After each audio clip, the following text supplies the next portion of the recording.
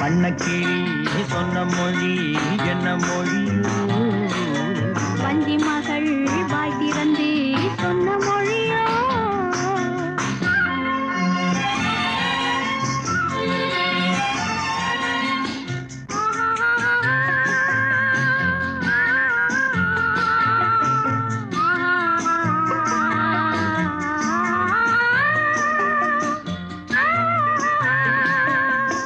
அத்திப்பழ கன்னத்திலே கிள்ளி விடவா?